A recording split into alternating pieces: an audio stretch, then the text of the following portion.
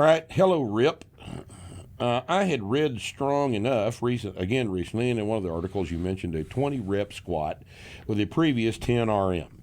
Now, I'm not to the point where I would go considering trying something like that, but I'm interested in hearing about how one would go about preparing for an event like that. How you programmed it back at the time when you did it, and how often you did it, and how heavy you did it.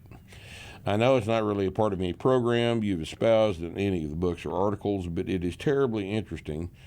It's a terribly interesting feat of strength that would be cool to see. Just curious as to how you went about setting it up and in knowing just how religious the experience is. Well, sets of 20.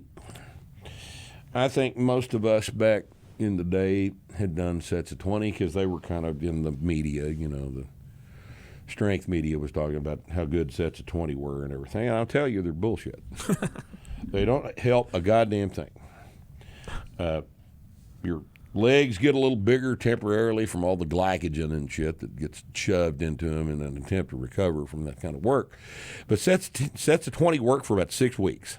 They're the same as weighted back extensions, weighted glute hams. They're just they're an assistance level exercise that gets better for about 6 weeks. Because after 6 weeks of doing sets of 20, you can't do them anymore because you just can't stand it.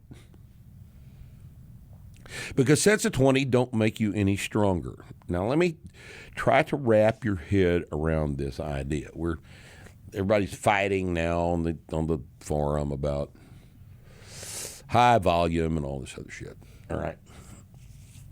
And how they make you bigger, got a hypertrophy, got a hypertrophy. You know what makes you bigger than sets of 20 is getting 200 pounds on your sets of 5. But let's think about sets of 20 for just a minute. Something you can do for a set of 20 is not heavy.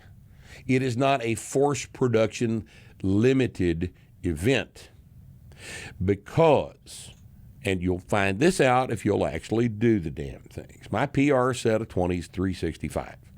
And today I did that. I noticed an interesting thing. The 19th rep is not any harder than the 20th.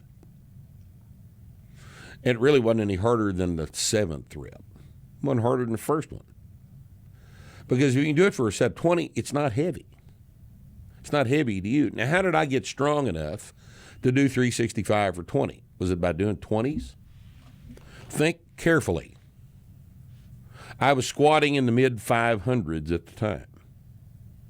That's how I got strong enough to do 365 for 20. Not by doing 20s. Because you can't get stronger doing a light weight. And anything you can do for 20 reps is a light weight. And that's the only analysis you need to do on this. All right? If you're able to do the goddamn thing for 20 reps, what is the thing that enables you to do the 16th, 17th, 18th, 19th, and 20th reps? You know what that thing is? It's balls. It's not strength. It's not caring about how you feel. It's not caring about what is going to happen to you in the next 10 seconds. It's about not caring. It's not about how strong you are.